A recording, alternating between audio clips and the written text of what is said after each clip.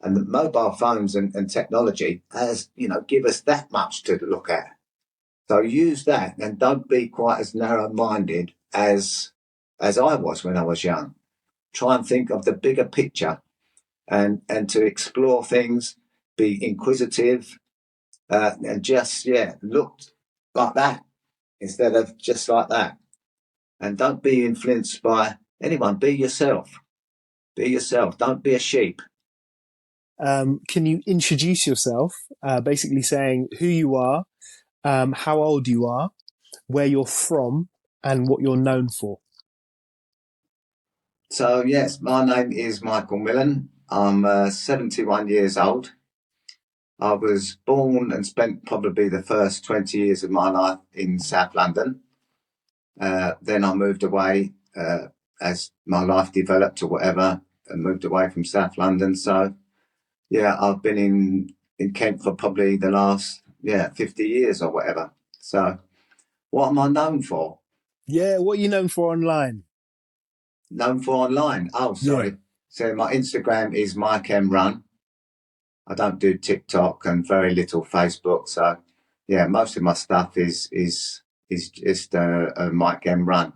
And my Instagram account is just purely what drives me and makes me in a good place. And so it's just about training and what I get up to, and that's it. I don't want it to be anything else. Don't want it to be family pictures or anything like that. Or it's just purely training and what I enjoy doing. And if that inspires people to maybe change their lives a little bit for the positive, hopefully it inspires people that to get out there and what you want to contribute to as well. So it's just that. So When we when we first met, one of the things that really intrigued me was the fact that you'd kind of fell into a new career in your 60s.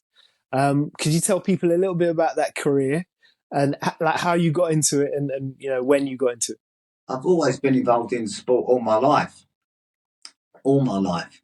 And I was an engineer, I worked for a bank, but I've never thought about sort of anything more than sport being a lovely pastime that I do.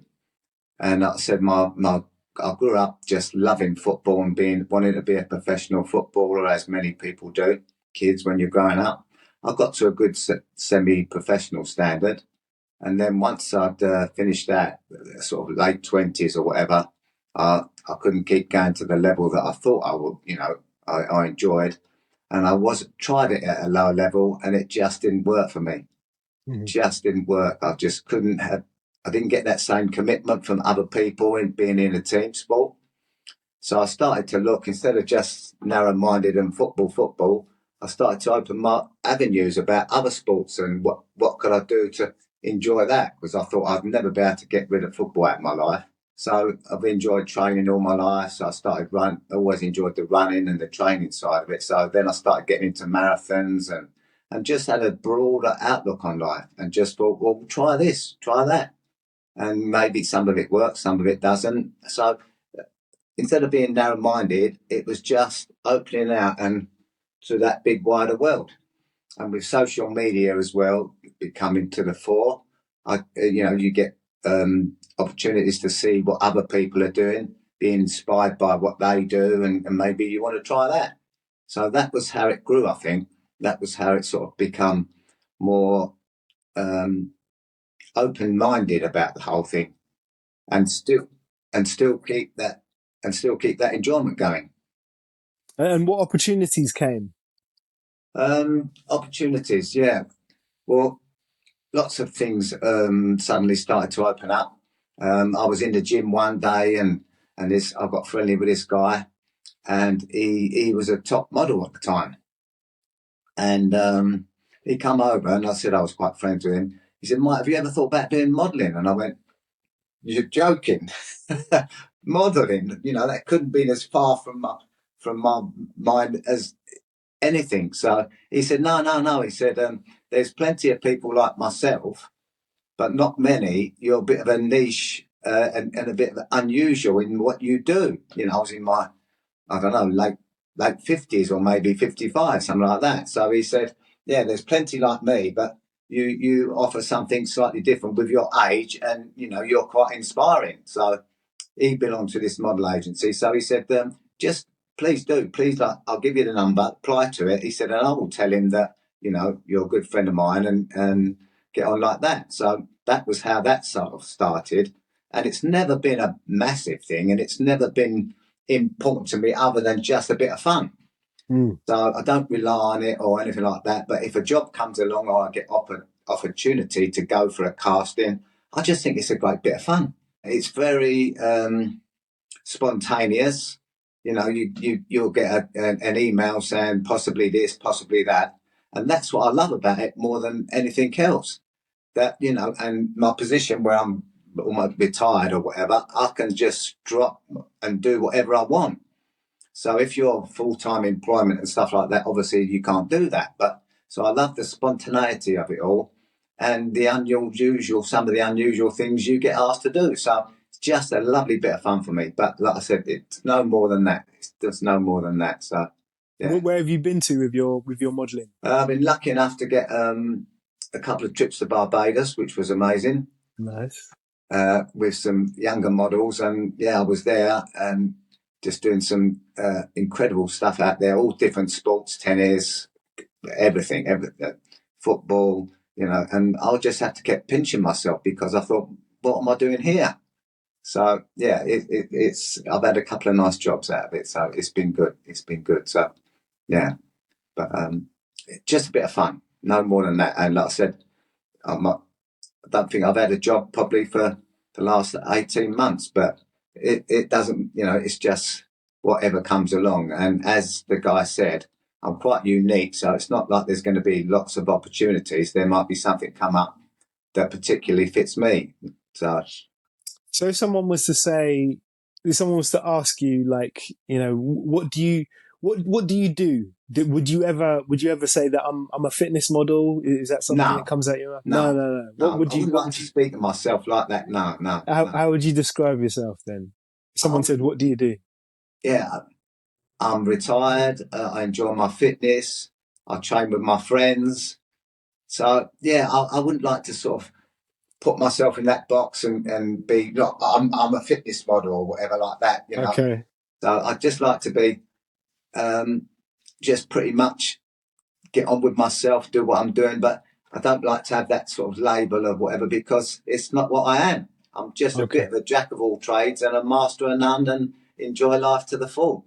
Okay. So, would you class yourself as a fitness influencer? Yes, I would say that. Okay. But there's, what level are you? I influence my friends when we train together and stuff like that. So, but am I worldwide? No, I don't think I'm that sort of thing. But if I could said before earlier on, if I can influence somebody through my Instagram post that get inspired, is that an influencer? I'm not so sure, but it's a modern term. It is, but yeah. I don't go out to influence people. I enjoy what I'm doing and I put it on my Instagram. And if people enjoy watching it, then that makes me feel quite nice. How would you describe what you put on Instagram? What would you say your type of fitness is? I would say it's quite unique. And it's a bit off the wall. So it's not your normal type fitness stuff. It's a lot of balancing. It's a lot of natural stuff. I post things in the gym sometimes, but then I post most of it outside in the great wide world that we're living in. And I just see, for instance, if I'm along a beach or something like that, I'll be looking out and I think I can train with that. It might be an old log that's been washed up, a pallet or something like that. So I'll go along, pick that up, and I'll start using that as a means of training. And if I'm in the gym, I'm looking around thinking, can I climb up that wall? Sort of, and I don't know how that comes about, but maybe I can only put it to a reason of, you get a songwriter and they don't sit down and say, I'm going to write a song.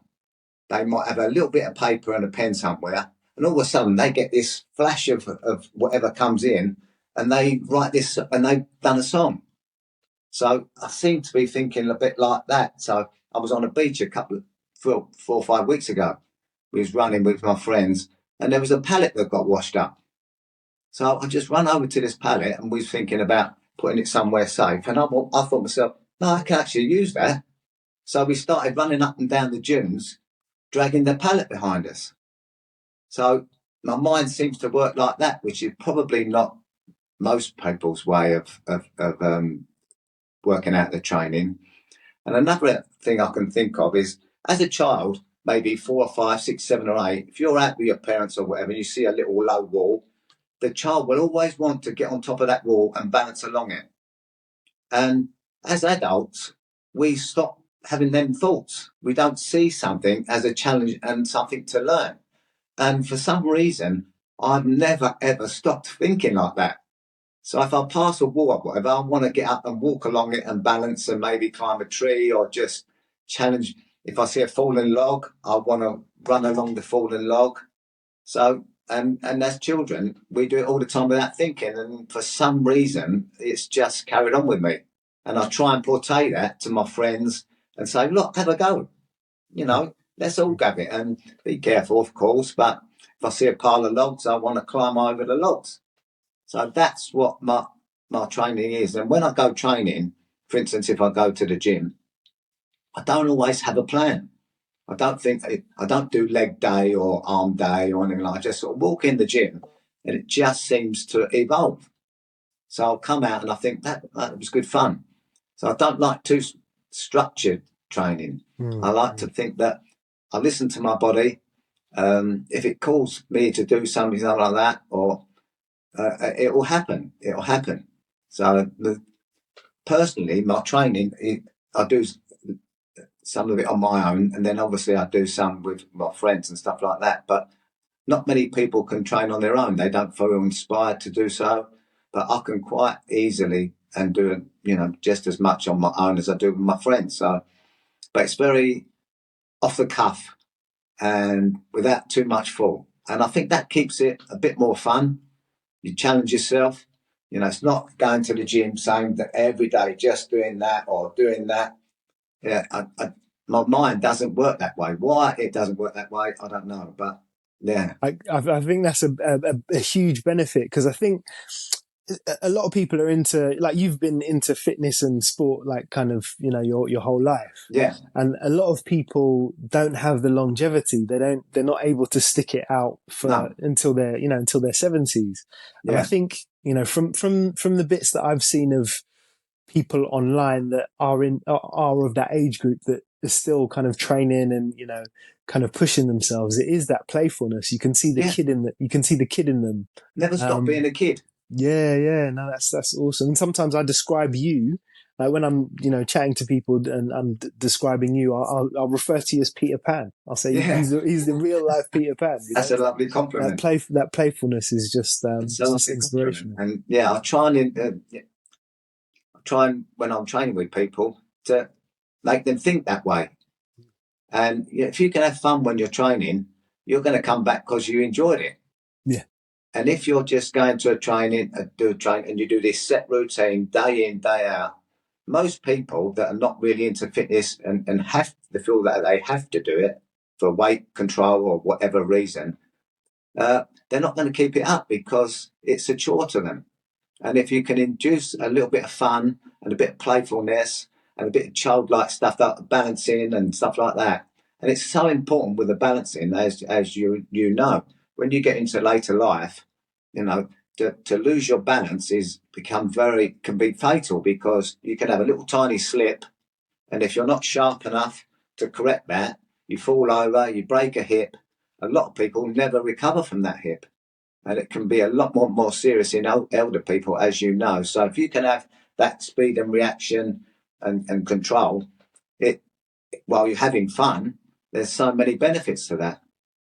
So that's why I incorporate a lot of balance work and natural balancing. Stand on one leg and try something. Maybe do some strength work with some dumbbells, but stick a leg out and try and do it now like that. So just be a little bit more free spirited with it all, I think, and it becomes much more enjoyable. 100%. And when I go running with my friends, we do it. I don't run on the roads anymore. I don't do marathons, but it's all off road.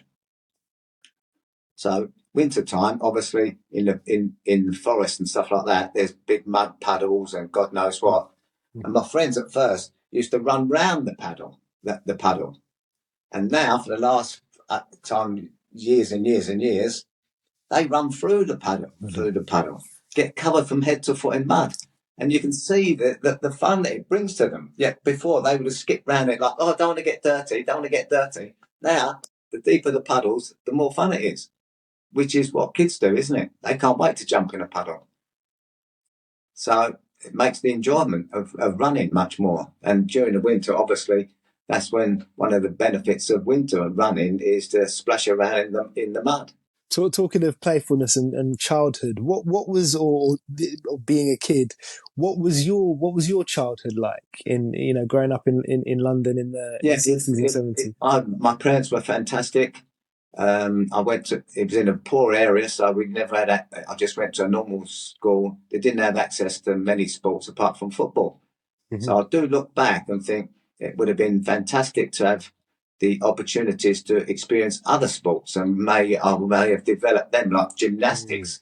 People say to me, have you got a gymnastic background? No. So it was just football. So from that side of it, but it was where it was. I was only never done any athletics, never any other sport apart from kick a ball round in the playground. But my parents were great. They gave me a great big upbringing. And so I can't fault my upbringing as far as that. But looking back, maybe, yeah, an opportunity to experience different sports I missed out on. But no, I had a lovely childhood, and my parents were very good and brought us up in the correct way. When you were a kid, how how would you have imagined your 71-year-old self? Would you have imagined your 71-year-old self as you are now, or would you have thought that you'd be kind of the stereotypical old man? Yeah.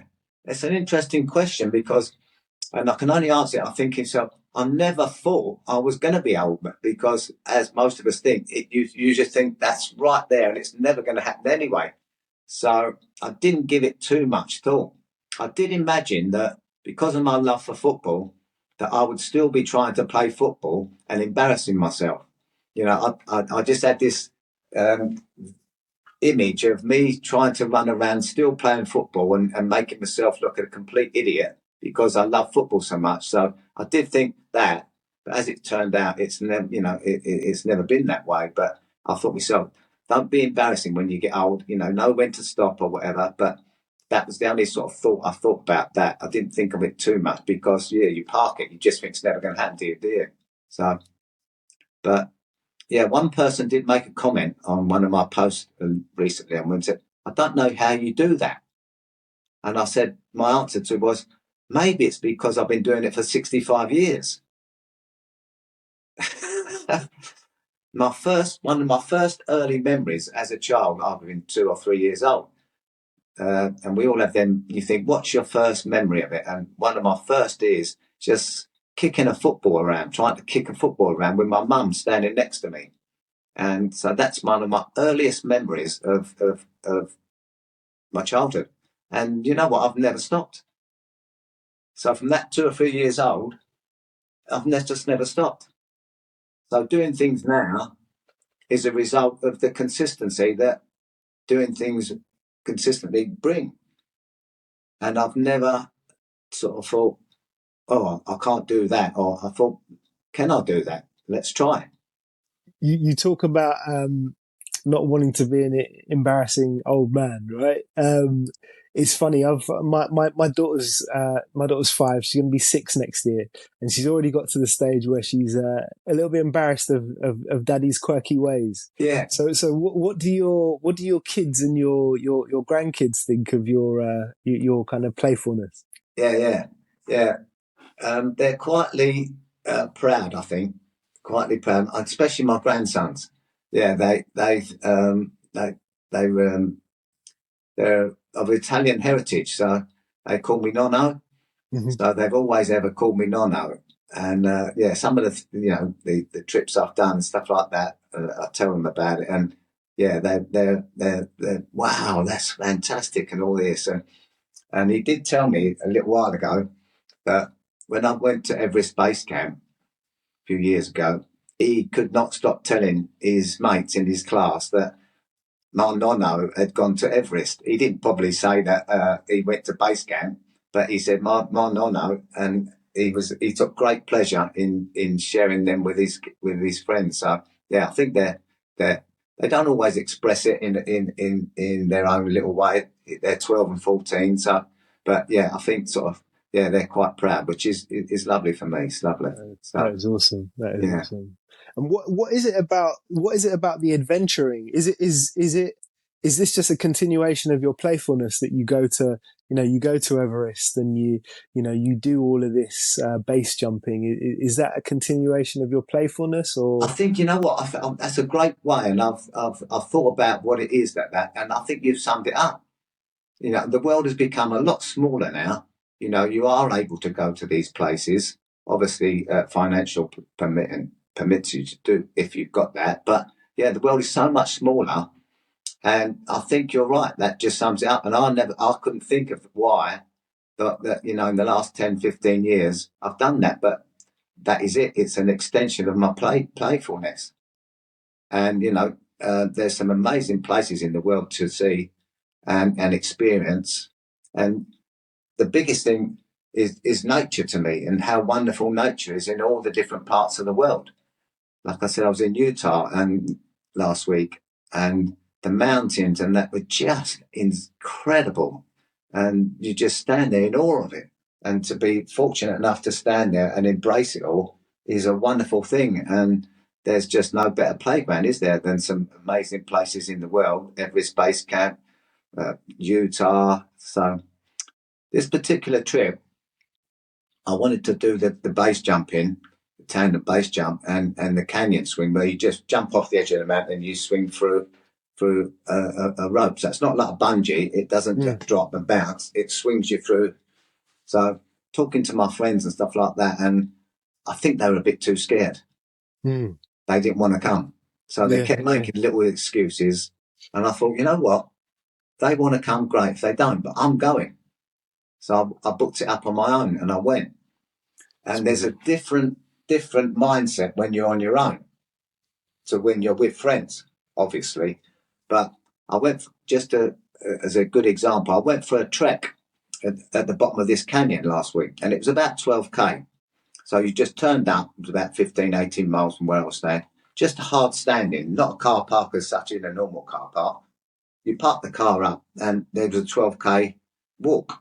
They estimated it between 3 and 5 hours. So I set off on this walk, and because it's very organic and stuff like that, they don't want to put signs there, follow this way. They just put a little pile of rocks there. So you've got to follow the rocks.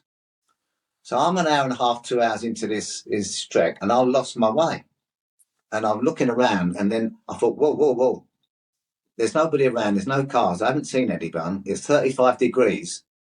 I'm at the bottom of a canyon in the middle of America, all on my own, scrambling, quite a dangerous scramble. And I sort of looked round and thought, don't start spinning round because I'm going to lose my way.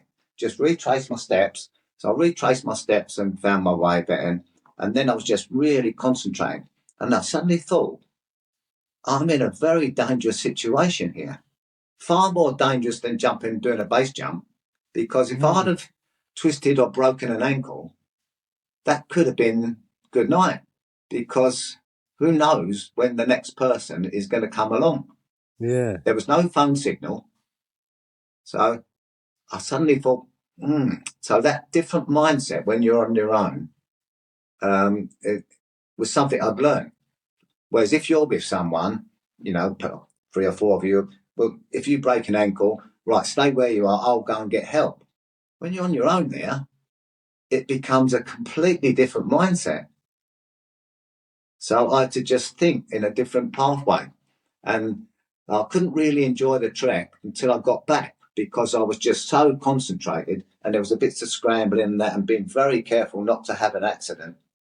And so that I wasn't expecting. I will go for a trek, I'll be fine.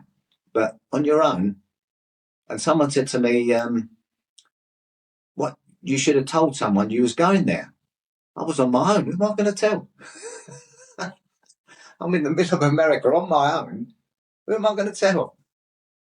And with hindsight, maybe I could have told the receptionist at the hotel, I'm going out, should be back. But I don't know if they'd have been interested or cared, really. But, it didn't appear to me that I'd be in that situation. Although once I got in there, I've realised I've got to be careful here. Mate, there are people in their 20s that would have never have done that, and you're 71 and you're going on a 3 hour trek in a country that you're not used to, in an area that you don't know. Yeah. That's I mean, that is both amazing and a little bit reckless. Yes, yes. With hindsight, but I thought I'm just going for a trek; it'd be fine. But yeah, But when you take the whole scenario, it was a quite dangerous situation to be. yeah, Or could have potentially been a dangerous situation. So but yeah, I guess you wouldn't be an adventurer in the true sense of the word if you didn't take that risk, eh? yeah. Um, but if I say to someone, "Yeah, I went for a 3 hour, 4 hour trek or whatever," they go, "Oh, nice." They don't understand the situation that I've just explained to you. Yeah, yeah, So yeah. that's that side of it was a massive learning curve for me, more so than jumping off the cliff with a parachute. And and another experience was I had to get to this parachute where I was going to do this, not the canyon. So it was about a 25-mile journey. And I had to be there at 7:30 in the morning. So no sat nav, really, no phone signals. I thought I'm going to do that journey the day before just so I don't feel under pressure to get there and I know where I'm going. So I done it. It was in the afternoon again. And I turned off the road onto a dirt track. And this dirt track went for 10 to 12 miles in a dead straight line. You can imagine the desert and this just dirt track, dead straight line. So after about maybe 10, 12 miles, halfway through the 12-mile journey, I suddenly thought, is this sat nav taking me the right way? Because I'd never seen a car and it was just a dirt track. So I stopped the car, got out, and just videoed this scenario where I was. Dead straight 5 mile that way, behind me, dead straight 5 miles, middle of nowhere, again, no phone signal, Yeah. no water. I thought I was just popping out and doing this little journey. And the sat nav is telling me this way. And I'm thinking, is this sat nav really telling me where? And it's just another scenario where if I'd have got a puncture or the car broke down, Yeah, it's a different thing. it is. It is. So we're all surrounded by a normal life. And if you have a problem, you're not too far away from sorting it out. Mm. For instance, with a car breaking down, all right, you phone the garage and you sort it out where it's inconvenience. But out there, the car breaks down, you think, Mm. what do I do? Yeah, yeah. So I think it's good to put yourself in them positions where your thought process is slightly different. Mm. And we're all surrounded by, we don't get hot anymore. We don't get cold anymore. There's food around us. Our DNA, we never had all them, a couple of thousand years ago where we were surrounded by food. We eat 3 meals a day. That's how we become now. And that's good, of course. But we don't really experience any out of comfort zones. And everyone's comfort zone is obviously different, and what is good for someone is not going to be out of their comfort zone for somebody else. So I accept that all our comfort zones are different. But I think it's good for us mentally, physically, for our well-being to just get out of our comfort zone in the many ways that it can do. And I know, I'm a better person for having put myself in a ridiculous situation with hindsight. Well, they say a little bit of risk, and also a lot of curiosity is good for you. It's good for your longevity. Like people that are curious apparently tend to live a little bit longer than everyone else. So that leads me to another question: is like, is there anything that you find is a negative in younger people? Anything that kind of breaks your heart with with regard to the younger generation on how they're living their life, or anything, and also anything that you find positive about the younger generation and the way they Yeah. live their life? I think the obvious answer is I think that as much as we need mobile phones and we need all this technology, it probably has a negative effect on a lot of people, Mm. and people rely on it. We all know what the overuse of mobile phones does to us. It can cause, amongst teenagers, it can cause a lot of anxiety and problems like that. So I think that's a shame. You're not going to do away with the mobile phones, but I think sometimes there is a negative side to that mobile phones, which unfortunately is well, I don't know if it is more prevalent in young people than adults. Maybe not, but Mm. and also I think there's good and bad in everybody, but the good stuff and the good kids that do a lot of fantastic stuff, that's not very newsworthy, is it? So you don't get to hear about some young teenager doing something really nice, visiting his grandmother or just doing something. All you hear is the negative side. So I think it's an unbalanced thing that most teenagers and young kids and young men or young women, you're only going to hear, or you're going to hear an unbalanced amount that are not in the negative.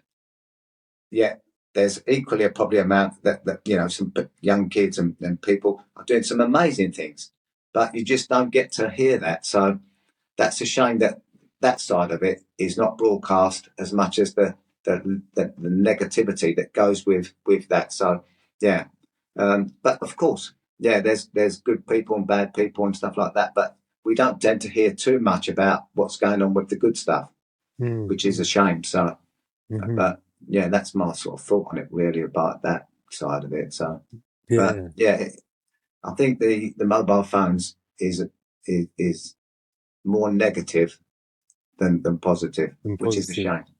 And what would be your advice to let's say there's a young Mike Millen today? What would be your advice to him, like, on how to kind of navigate this world that we're in? Yeah, I would, because I felt that I, as a young cat, was just a bit too narrow-minded. Mm. You know, it was before mobile phones and stuff like that. So, and the mobile phones and technology has, give us that much to look at. So use that and don't be quite as narrow-minded as I was when I was young. Try and think of the bigger picture and to explore things, be inquisitive, and just look like that instead of just like that. And don't be influenced by anyone. Be yourself. Be yourself. Don't be a sheep. Don't just follow everyone, what everyone think, and you might not be happy following it, but you just think, I'm following it because everybody else is doing it. So stick to your individual ideas and beliefs and pursue them and try and be happy doing so. And try and find a career, whatever that you actually do enjoy, because so many people do a job where, it's mundane, and they're not really happy. And that's a terrible waste of a life, isn't it? If you spend 20 years of doing something, whatever it is, and you're not really happy doing it, try and pursue something that is going to bring a bit of joy to your life. Of course, we all have our ups and downs and stuff like that, but yeah, try and find a career. For instance, I went into engineering as because my dad was in that, and I didn't think at the time. I loved my football and stuff like that, and wanted to be a professional footballer. But I never thought for 1 minute that I could maybe have a job doing sports apart from football. So I was very narrow-minded in my thoughts as a 20-year-old or growing up.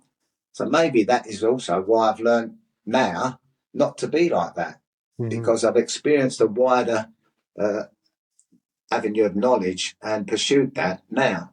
Whereas maybe I didn't have the confidence, or whatever, it wasn't around, or I just didn't think that way. I wasn't brought up to think that. Maybe that's the reason why I feel like I want I am like I am. So I don't know, but Mm. yeah, don't be a sheep. Just follow your own beliefs and try and be happy in what you're doing. Mm. So yeah, talking of happiness, like your profile, your Instagram page, it comes across as like it oozes happiness, mate. Like there's all these adventures, there's all this training that you're doing, and you just like you just look so happy. And I just wanted to know whether have things. Obviously, there are ups and downs in life, but Of would course. you say that your life has been full of happiness, or has it just got or has it just got happier as you've got older? How would you see your life on a happiness spectrum? I think I've had loads of ups and downs. I've been divorced like most people, whatever. So none of it is all happiness. Life isn't like that. You're going to have as many upside downs as you are ups. But I try and see a positive slant on it, and think then times throughout your life where there's problems. I just try and think it's not going to last forever. You are going to come better. It might not. It might seem that this is, never going to finish this problem that you're facing, but generally it does. Generally it does. So see that as, that it's not going to be forever, and work your way to get out of that. But yeah, it's important to have them happy times, but certainly not. Is life is not one happiness all the way. It's just not how it is. But I think find something like a passion that you really do enjoy that makes you happy, and pursue that as much as you can. And mine has been fitness. And I've made some amazing friends. Met some amazing people, and it's given me an incredible quality of life that I wouldn't have I wouldn't have if I hadn't been enjoying my fitness. And as you know, as someone at 71 years old, and it's because I've done that that I'm so in a good place now, and I want to share that sort of happiness with the training and being outdoor. And it doesn't have to cost money. Like I said, a lot of my stuff is done in the woods, just going for a walk, Mm. and just look up about all that beauty that surrounds you instead of just ignoring it all and just going along your day. Just go out for a walk, and you're going to feel so much better, so Mm. much better. So Mm. yeah, so I think it's because I'm able to do it because I've done it for so long. And of course it changes. I wouldn't want to run a marathon now, Mm. Mm. but I can still have fun. So you, you, I train for longevity, and that's movement and things like that. I Mm. want to train for long. So my training is changed slightly to accommodate what I do, which, and, and that side of it brings a lot of fun to me. So like it being because I've done what I've done, like I said, it just gives me an amazing quality of life. It's awesome. So, With regard to the longevity, like, a lot of people will talk about the accessibility of being fit, and people will say that, the only way that you can stay fit into your 70s is if you're on, a plethora of medication yeah, and supplements, and, you've had all types of operations. Like, what would be your kind of, your answer to that? yeah, and I'll get some comments of saying, "Oh, he's definitely on HRT or all these drugs and God knows what." And I just, I know myself, I've never taken. I wouldn't want to. I don't take any supplements. I don't take any vitamin pills. I don't take anything like that at all, at all. Mm. All I do is try and eat healthily and sensible. Mm. If I have a blowout or whatever, and I'm talking about maybe a portion of chips or something like that, Mm. that then that's fine if I want to do that. But I don't want to eat that sort of food 7 days a week. Mm. So if Mm. you have a burger once in a blue moon, that's not doing you any harm.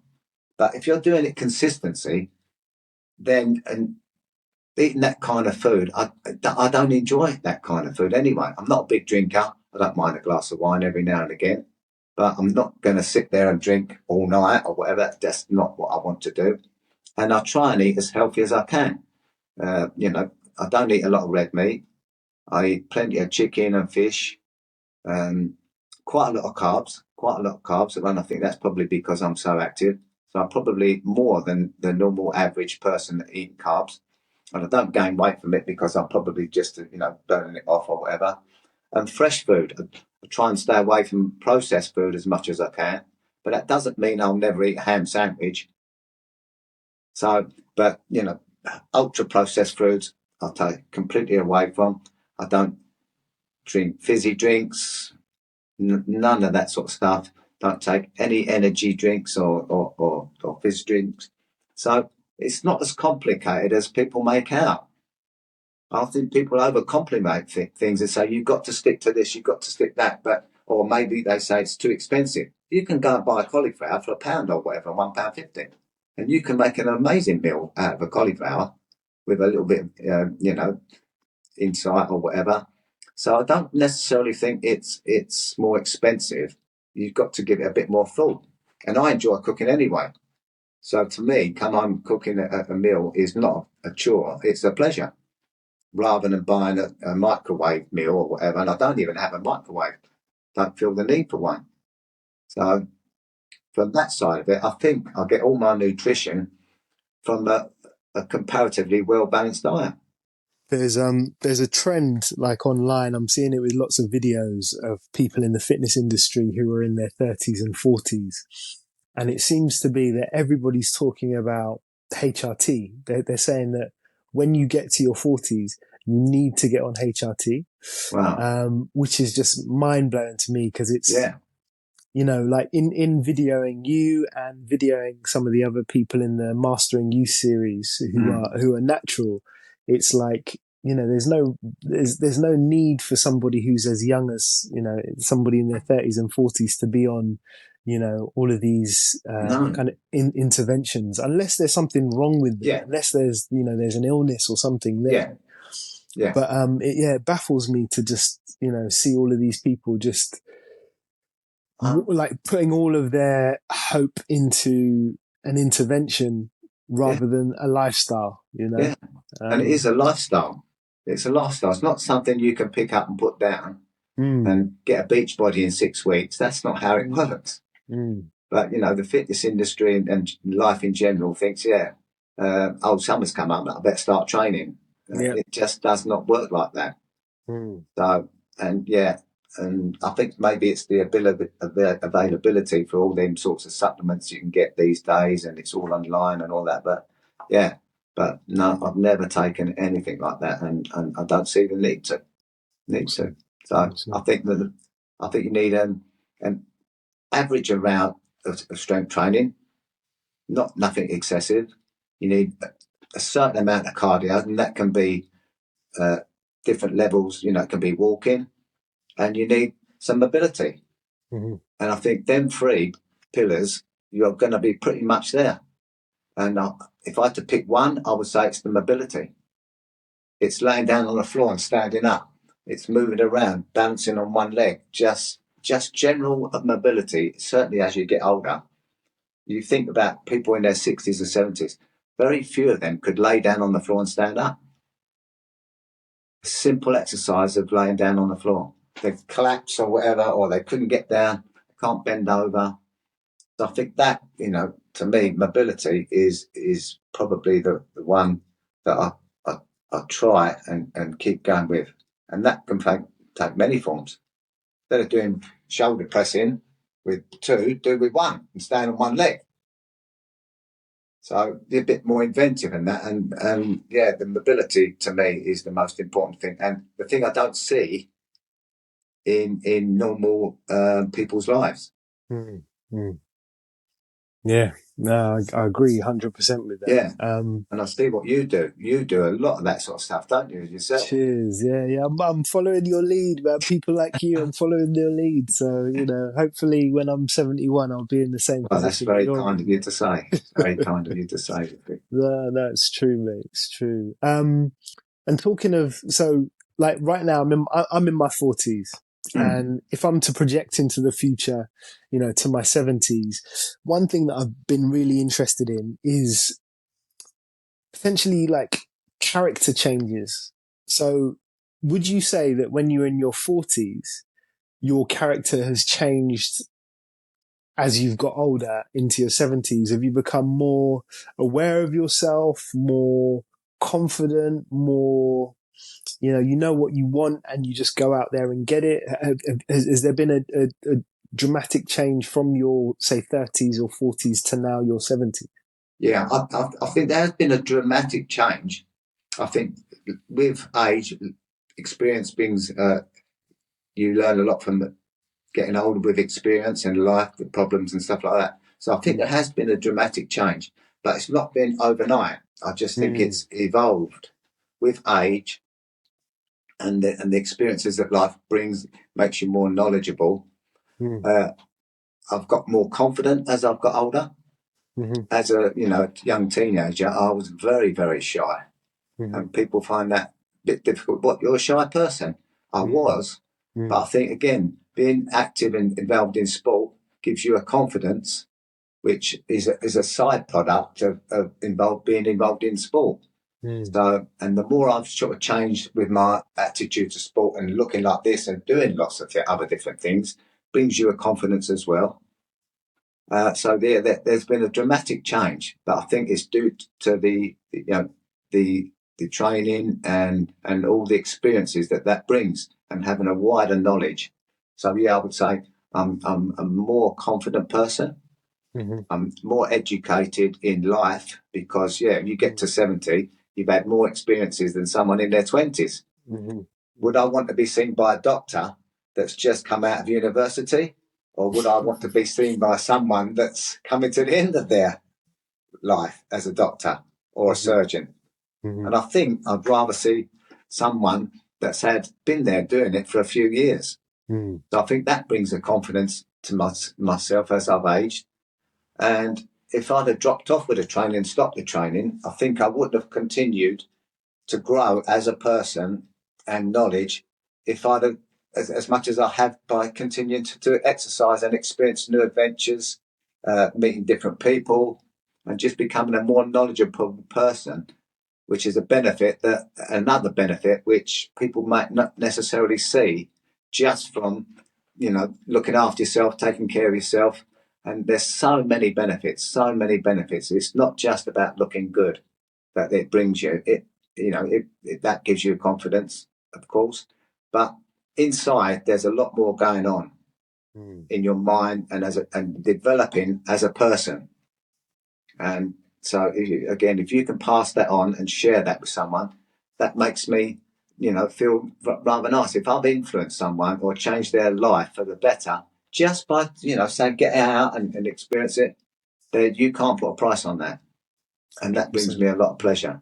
And I couldn't imagine me doing what I've done last week, maybe 10 or 12 years ago, on my own. Yes. I would have felt I needed someone to come with me. And now I thought, go for it or whatever. What's the worst thing you can do? You can come home. So I guess that's your kind of general advice to kind of the younger people who perhaps are kind of feeling a bit lost, is just to go for it, just try something, right? Yeah.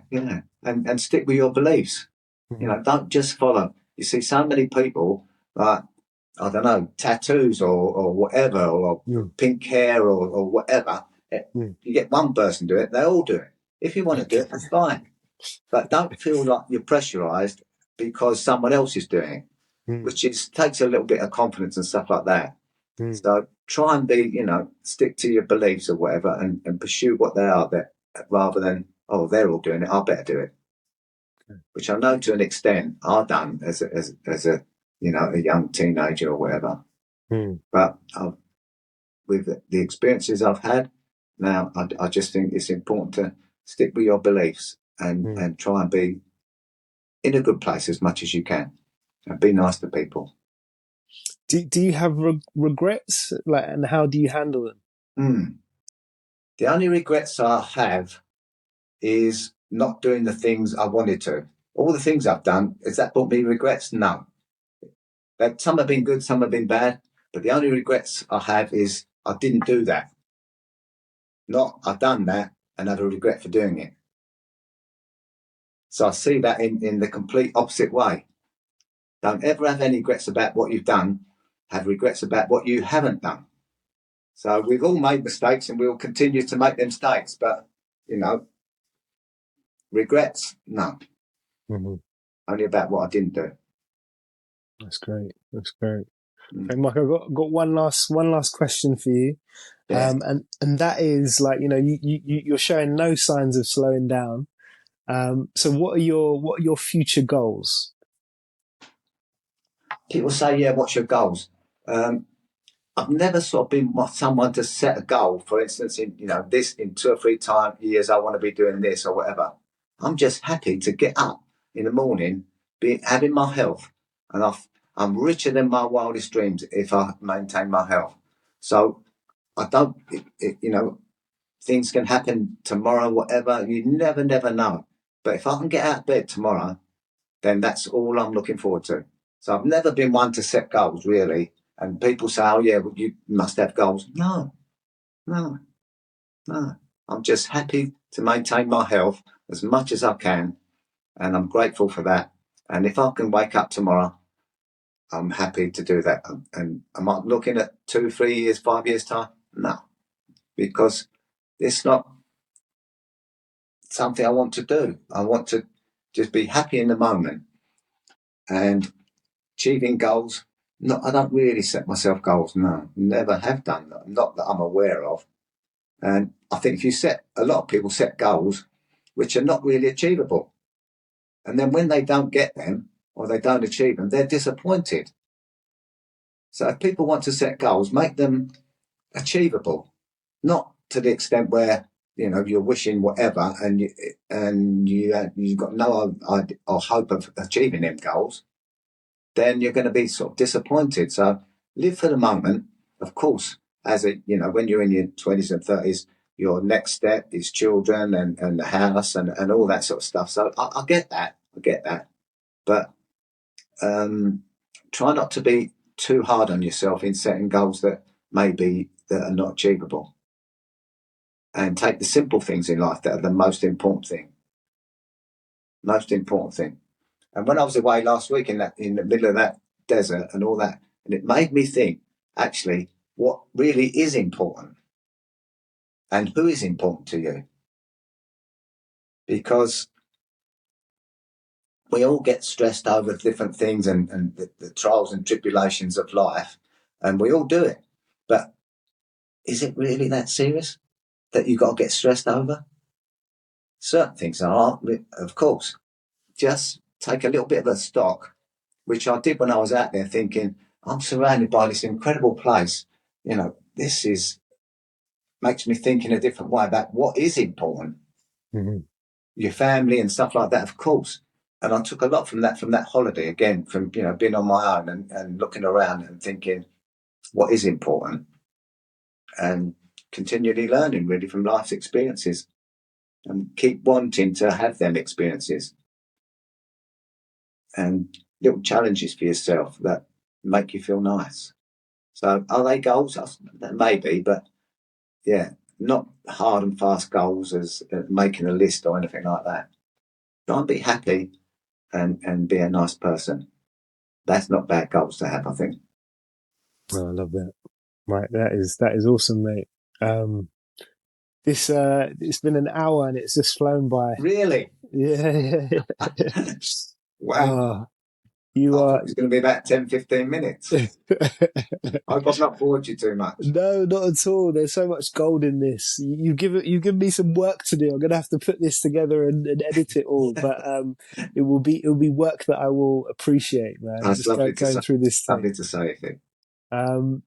So what have you got on today? What are you? What I've got today, I'm going to go to the gym now and do Okay. some training myself. Don't quite know, as I said, what I'm going to do, but What are you I'm gonna going to do? go there. And then I'm meeting up with some friends the evening to do a little bit more training together. So, yeah. Okay. And in between doing some washing. I've got the washing machine going at the moment. So Okay. domestic stuff. I live on my own. So I've got all that. And I enjoy Yeah. doing all that as well. Yeah. So looking after the house, food shopping, all them normal stuff that everybody else does. Yes, yes, yes. The normal trials and everyday life. Go Yeah. and get the washing out, sort that out. Yeah. Well, mate, you are. Sometimes I say you are a blueprint. You're kind of like the thing that I'm aiming for. I'm aiming That's for, that's a lovely thing to say. in, That's a lovely thing to say. It really is. independent living in the 70s, still training, flying around the world. It's just inspirational, mate. No, that's And honestly, it means a lot to me for you to say that. It really does. yeah, yeah. No, I'm happy to amplify and broadcast, everything that you've said, because Thank you it, very much. it it Thank you needs very much. to be seen and heard by a lot more people. No, it's very kind of you to So, say. Very kind. mate, I'm going to leave you to it. I'm going to leave you to your training, and yeah, I'm going on holiday at the end of Good this man. week. It's actually our family moon or honeymoon. Where we're Oh, we're lovely. taking we're, ta- we're taking the daughter along with us, so that we're calling it a family moon. Lovely. Where are you Um, going? we're going to Ibiza. Oh, wow. Lovely. Lovely. Yeah, yeah.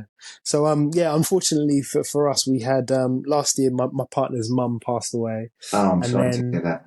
and then in May my mum passed away. Oh, So oh, we kind of sorry to hear. have had to delay this holiday. So Oh, yeah, we're looking forward to yeah, yeah, yeah. chilling in the sun.